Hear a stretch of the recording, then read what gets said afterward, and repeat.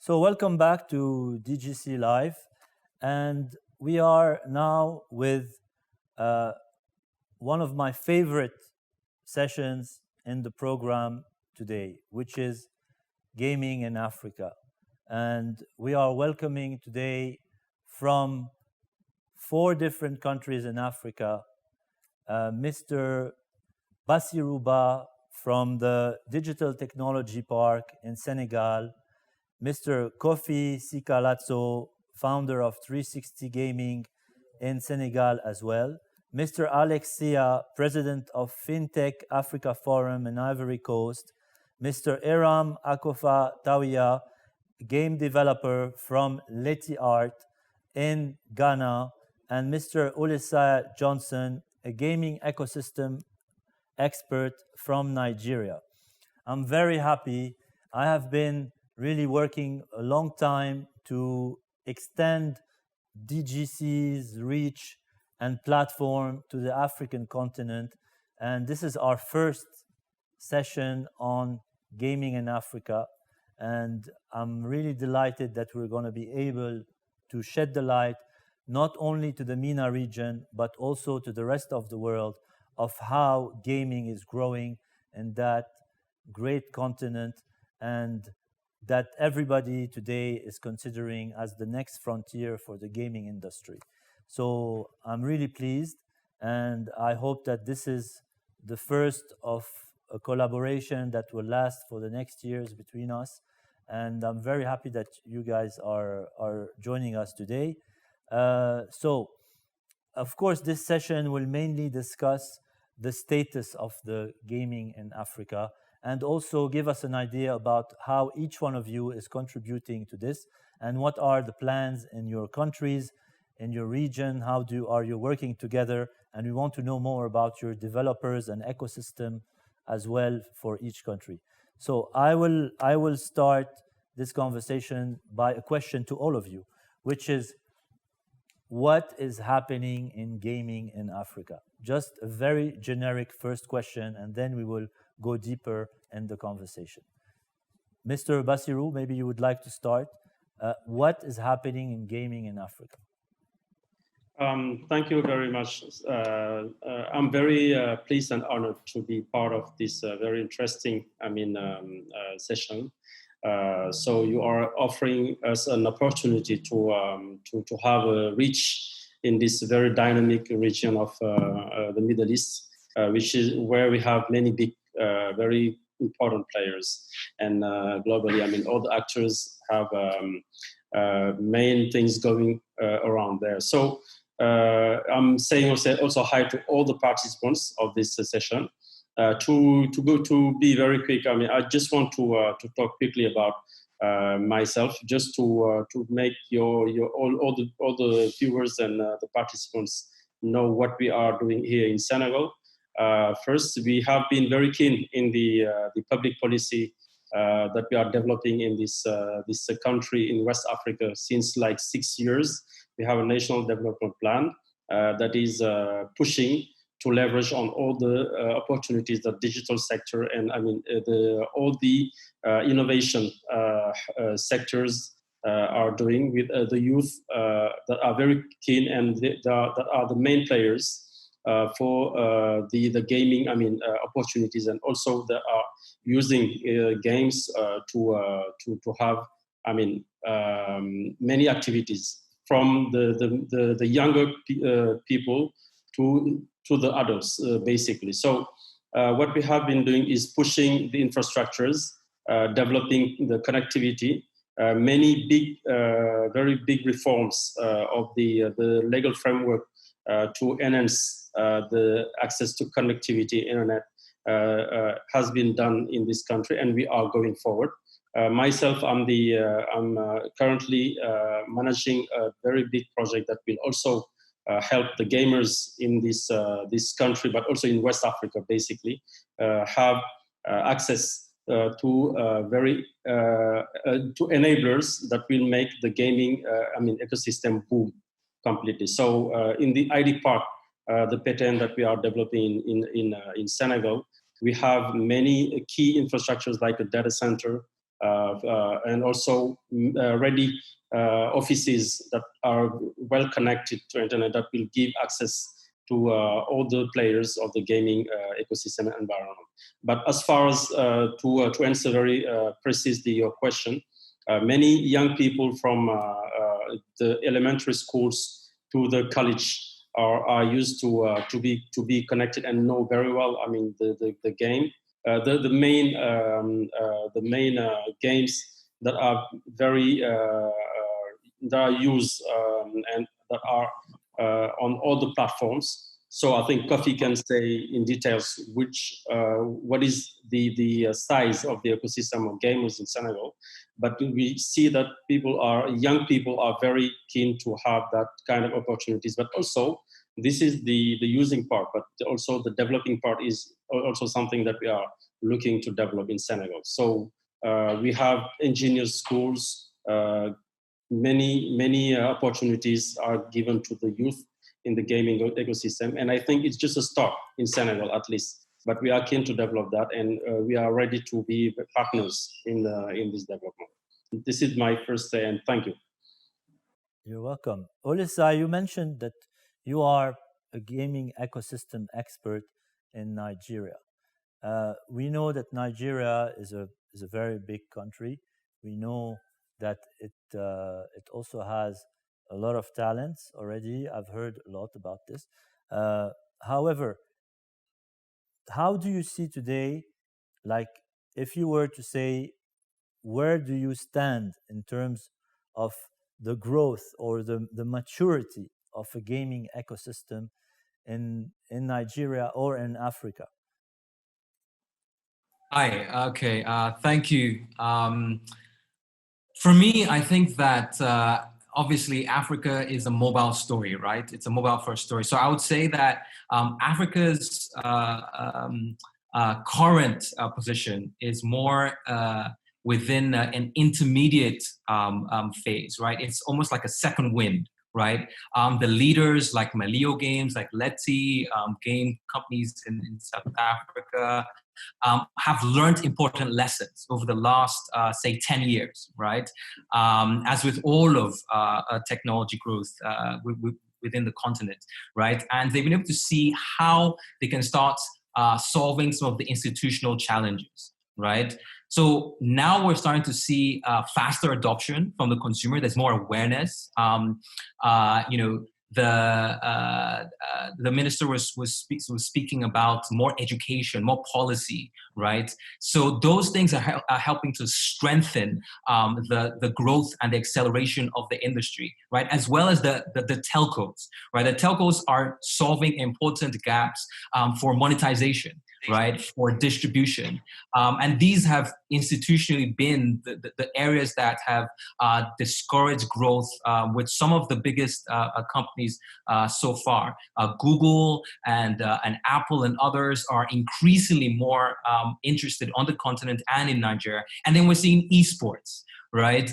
It's mobile esports, but again, it's growing very, very fast. I would venture to say that's probably the fastest growing aspect of mobile gaming, at least in Nigeria, amongst the youth, right? And as you said, Nigeria has got a lot of talent, a lot of youth. We really see this exploding over the next couple of years.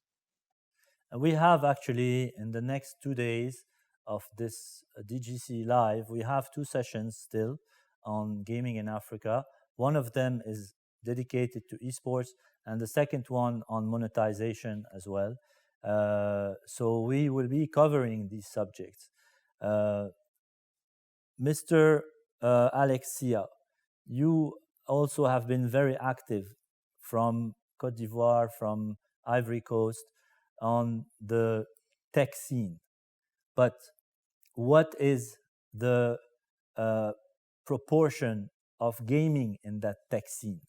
I know that maybe you are covering more than gaming, but what is the proportion of gaming and what has been going? And also, I want to ask you guys, are we just talking events, sometimes just making a buzz from time to time, or are we really talking deep-root policies, engagement, and really things that would grow over the years and bring the right results for the young Africans to be able to enter that industry. So thank you a lot. Thank you for this opportunity. Just shortly to introduce myself, I'm Alexi. I'm founder and director of Africa Fintech Forum, which is a network of fintech ecosystem players that try to advocate for digital finance among the public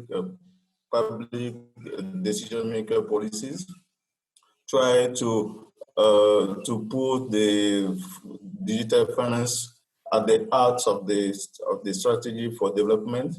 We try also to develop fintech by supporting them for funding, by supporting them to get the good technology, to get the good resources to develop themselves. Also, we support banks and insurance companies on the fintech strategies. So what we are doing is trying to say that digital finance or fintech are a very important way to develop African economies. Why we say that? We say that because in rural area, for example, the population adopts the mobile money better than in big towns. So what we want to do is to try to because we say it because for the moment mobile the mobile is very is a good opportunity to reach people in all the region to permit people to have a bank account. So also we think that to develop economies, to develop businesses, is very important to develop fintech or to develop mobile money or to develop digital finance. And also in gaming, it's very important to have an access to have an access to credit card, to have an access to digital money. Also, it will be very easy to pay for the to pay on the internet. It will be very easy to share on the internet. So what we want to do is to advocate to and to develop some verticals like gaming, to develop some verticals like esports that will allow the people to have access to mobile money, to have access to to all the to all the opportunity that they will face. In a way, of course, I mean, monetization cannot be dealt. And even here in the MENA region, we have some countries that are fully and easily monetizing, and other countries that are still not doing it. And you have alternative ways of monetization in order to solve that problem. Oluseye, no, I'm sorry. I wanted to talk to Eyram now. Eyram, basically, you see, you are a game developer. So maybe you are a good example of what is happening really in terms of game development today in Africa or in Ghana, and you know maybe other people that are also in the same situation as you are. You've listened.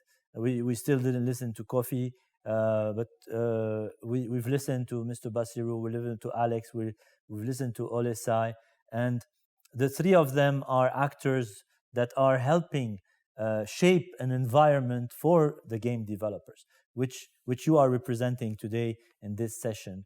And also Kofi will give us an idea about what's happening also on that same level.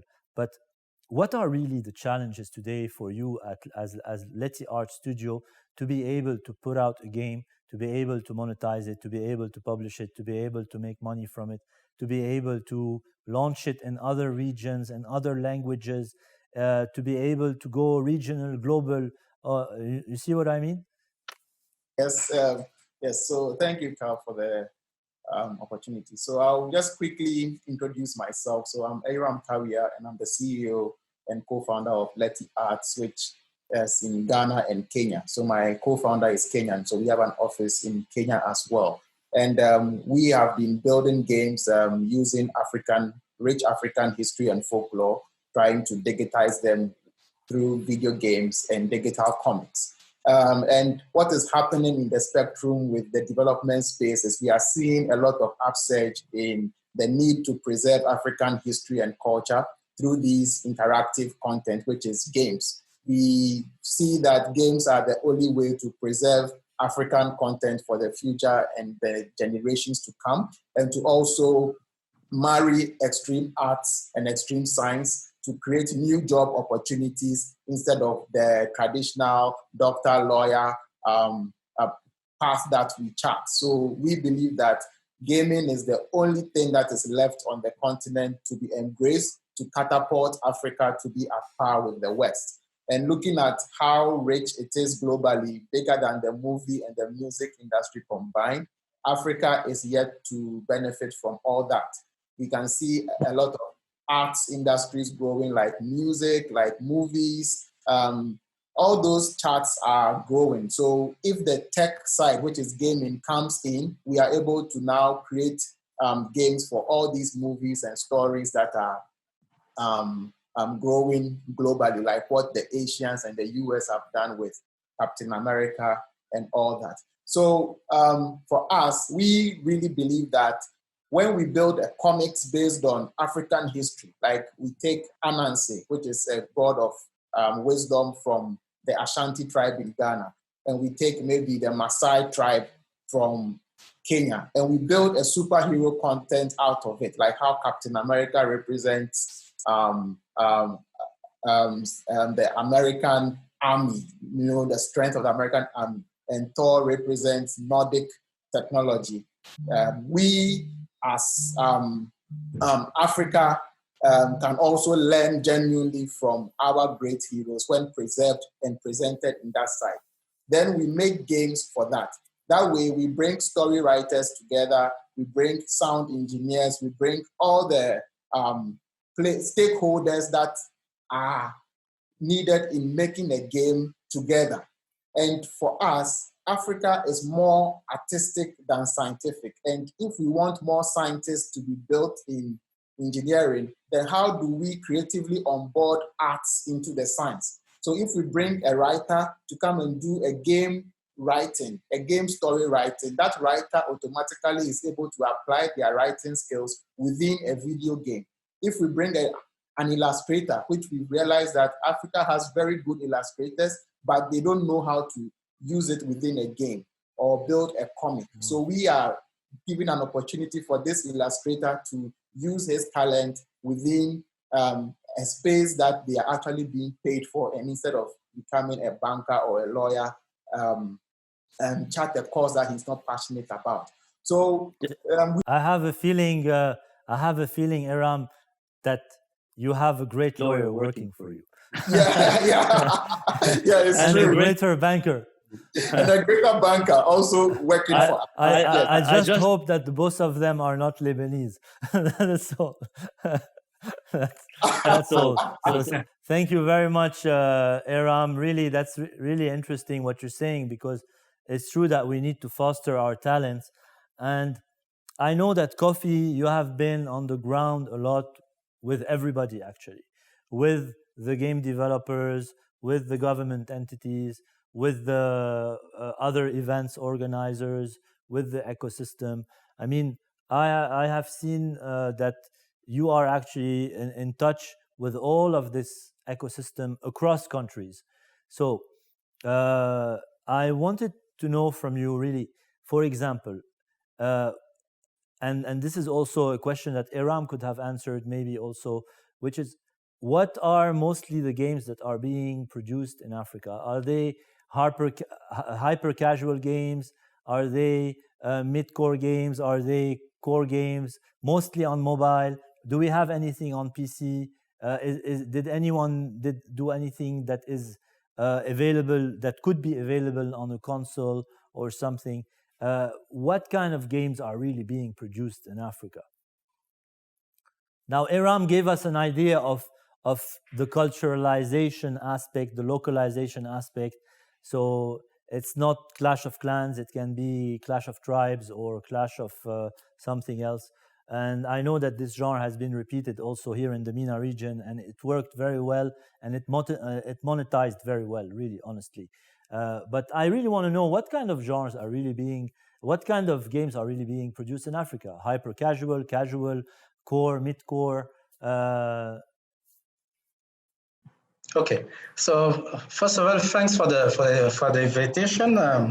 Habib, it's a pleasure to be here and to connect with all these actors of the global ecosystem in Africa. I try to introduce myself a little. So I'm the founder of a 360 gaming agency called Gamecapcities. And it's about 10 years that we are working on the continental ecosystem. We did our first event in 2012. Eyram from LetiArts alighted us in United States in 2013 as one of the first pioneers in gaming inventing in Africa.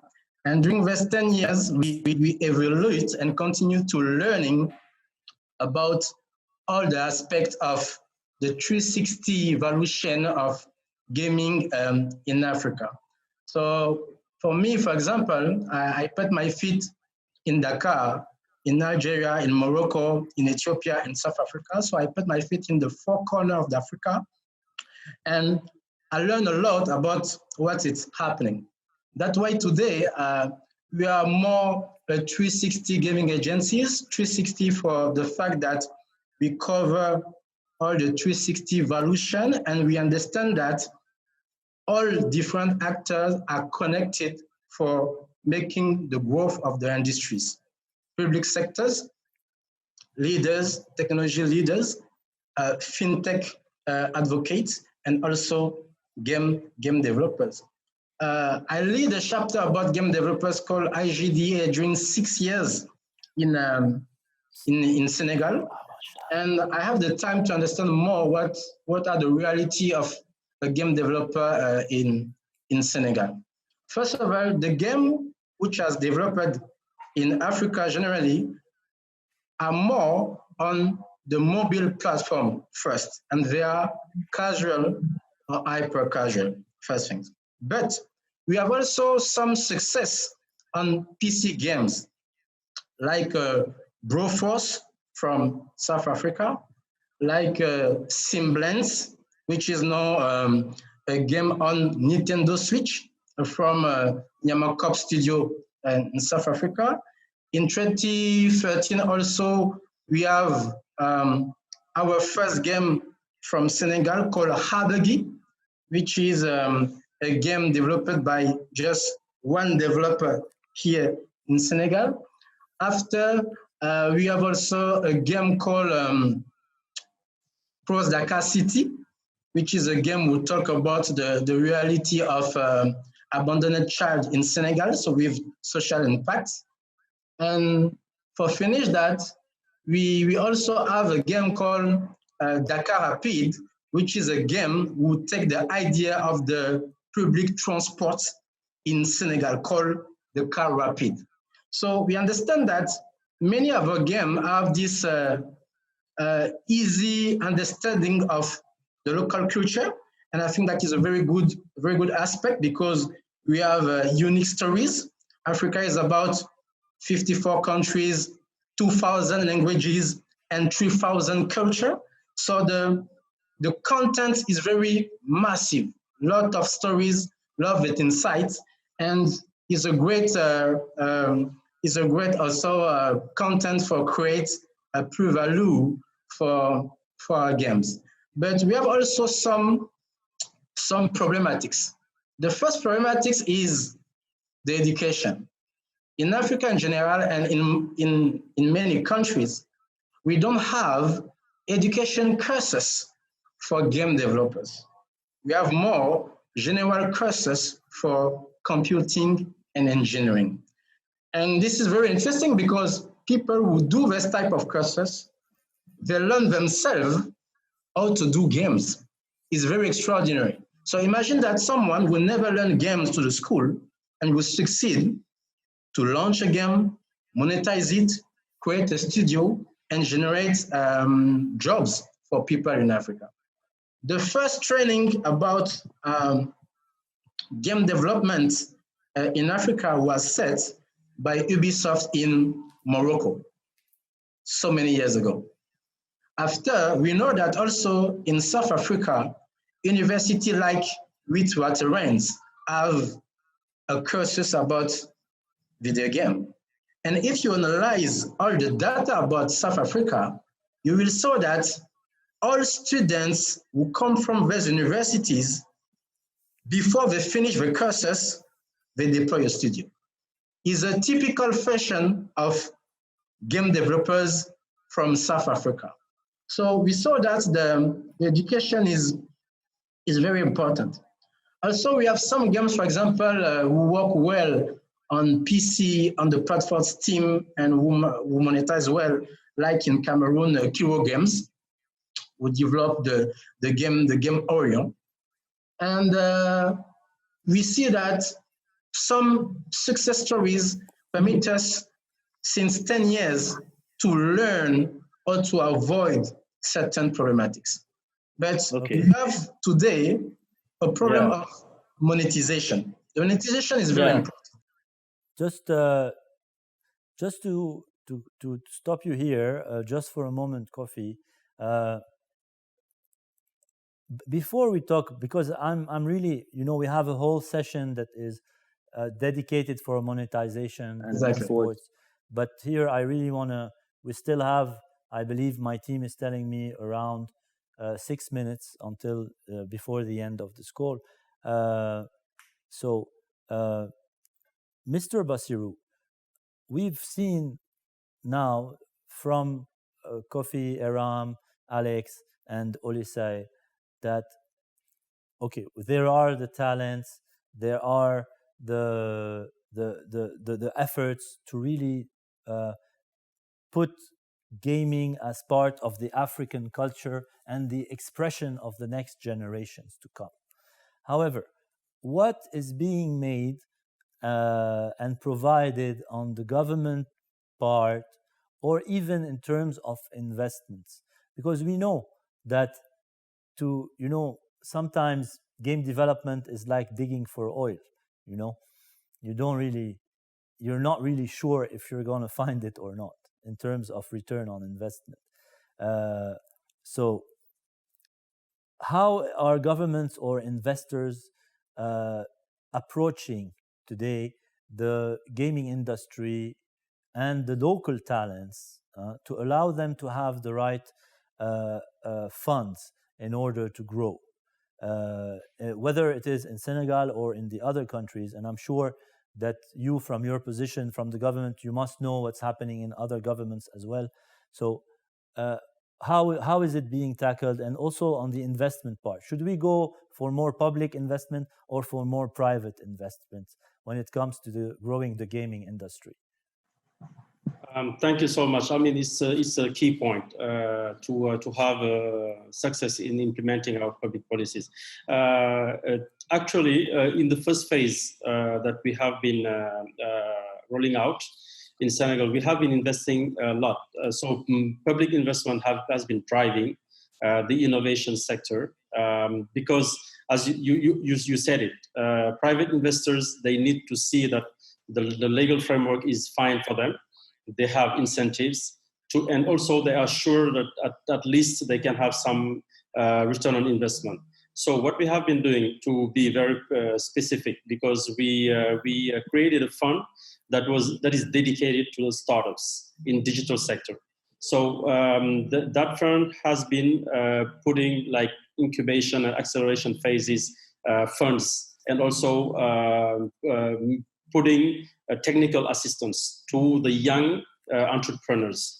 So we have been doing that. The funds is right now we have it's a fund that is around now 3 billion CFA, which is around 6 million euro. At this is like a first early stage funding that permit all the young talents. It has been well described by everyone here to say, okay, we can develop some digital solutions and also creative games, more in the cultural sector as it has been described, but some of them are willing to take it to the next level and also link it to the esports sector. So we have been pushing around as public government, as you said. We know that there are huge opportunities in this. So we've been pushing that. We've been putting also the right infrastructure, we have a facility that will be dedicated in the ID park that we are developing right now to the digital content development specifically. And we have also the data center to have that digital sovereign debate that have been ongoing also on the region. So the funding is here. Public funding is at least making the private sector be more willing to invest in the startups that we are having right now in our country, at least. And I think it's a pattern that we can see also in the other countries of the region. So right now we have that, and we have been seeing more due diligences from the funds, the private funds, for the startups that we have been funding. So, I mean, we know that we have something here and we are keen to develop that. Also, something very important is in the IT part, we are also open to see what are the incentives that we can give to the private investors and the multinationals that will come in our region. So they can say, okay, you have the talent, you have a specific curricula, training programs for the cybersecurity, gaming, software development, and you have also provided some funds and the infrastructures. We will come and invest with you. So we are looking also for PPP like model for the development of the gaming ecosystem. I get it. Thank you very much, Mr. Bassirou. I'm just going to take a final round with my other guests today on this panel. I will continue on that same question, which is in your countries respectively, what's happening on the level of government and investment, private, whether public, from what you know, from what you know of. But we would require like very short answers, so that because we are nearly out of time, and we have another session, of course, following yours. So, and we need to conclude. And so, for example, Eyram, just briefly, private, public, what's the balance, plus, minus? Yes. So for us in Ghana and Kenya, I think a lot of private people are the ones championing the gaming ecosystem. Companies like ours, because the greatest challenge is resources, human resources. And the next one is the culture. The third one is infrastructure. The fourth problem is the funding bit. So a lot of private indie game developers association are growing very quickly. For us, we have an internship program we organize for university students and senior high school students who come together. We organize game jams, and the organization Kofi also mentioned, IGDA. We have the Ghana chapter as well, that we also bring people together to make games. For instance, the game jam this year, we had about 5 jam sites, and a lot more people are building a lot of hyper casual games, puzzle games. We just got some console games also being explored, and PC games also being explored across the spectrum. Telcos are also championing the cause. Currently, we have a partnership with MTN, which is one of the big telcos in Ghana, and we are running a trivia kind of games to also reward people with data and credit, and other sponsors giving out rewards within the trivia space, which is also growing quickly. So there's a whole spectrum of different things happening in the space, but I consider them as testing the various markets to see the results that we get. So we may be able to present very factual numbers probably in the next 2-3 years that can determine the landscape of gaming on the continent. That's perfect. What about you, Oluseye? What's happening in Nigeria? Just quickly, private-public investment. Where's the balance going? Kofi will not answer this question because Mr. Bassirou already answered it. So we still have both of you. Okay, so it's a good mix, right? So on the government side, we have a very progressive minister for youth and sports who has outlined his plans for esports. Yeah, he was supposed to be with us, by the way, at DGC, right? Yes, he was supposed to join us, but he had some emergencies with the COVID situation or something. Exactly. And I hope everything is okay now. But next time we'll host him as well.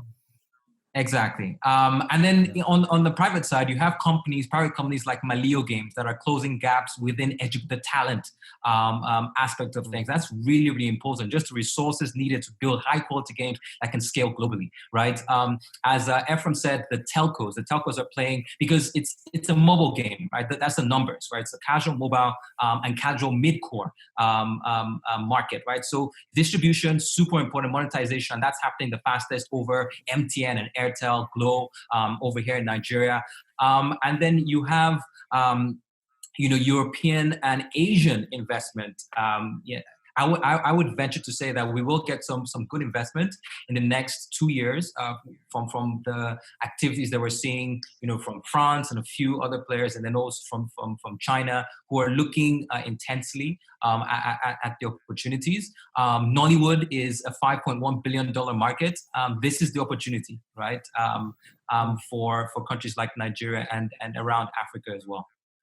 Alex, final words before we take a final goodbye from everybody.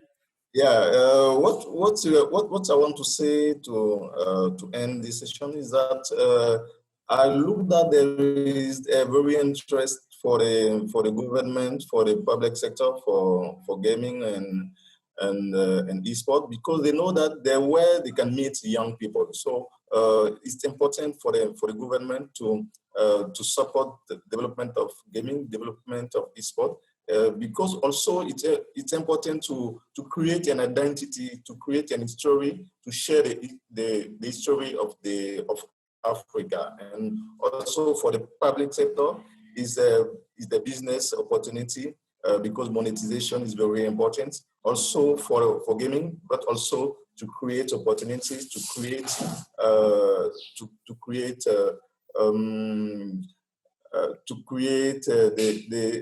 develop the commerce, the e-commerce, to develop the private sector. So I think that there is a junction between the public sector and the private sector to develop gaming. So it's what we want to advocate. That it's important to join force. It's important to be together, public and private, to develop gaming. Very well. Thank you, Alex. And I would like just to mention two things. As you are the first session on Africa, starting now on day one, is that, first of all, I hope that a lot of your audiences and developers have watched this, and and you can also inform them that they can register to DGC for free and be on the meeting platform and be able to meet each other and start connecting with the rest of the world and of the region. They just have to go to the website and take a developer's ticket, and it's free for them. They receive their credentials and they can just start. On the other hand, some highlights of the program: we have a launch about Unity distribution platform, and this can help a lot with TPay Mobile and Unity distribution platform, who are launching this very easy way for developers to actually publish their games. We also have a great session with Luis Cataldi who is the global evangelist for Unreal Engine and Epic Games as well. who will be there. So this is very interesting for the developers as well. And we have also many other global heads from gaming global heads from ByteDance, TikTok, Twitter that are on the program as well. So they can also watch them live on the website, and they can also register as developers and also do the networking, the B2B. Also, other companies can register from Africa, not only developers. There is a small fee to support what we are doing, but this is, of course, for the other companies, not for the developers. And my last question now, should we have a DGC Africa? Of course. What are you waiting yes for? Or no? Yes, of course. Yes. That's a big. Because we just started, and the next one would be DGC Africa. Good. I have your support. Yes, you do. Yes, you do. All right, perfect, guys. So great speaking with you. Thank you very much for your time, and please tune in for the other sessions. A lot of things are happening. Send your communities to register to view us as well through your networks. Mr. Bassirou, thank you very much. Hello to everybody in Senegal, in Cote d'Ivoire, in Ghana, in Nigeria, and hello from Dubai, from DGC Live. All right. Thank you so much. Thank you. Bye-bye. Thank you. Bye-bye.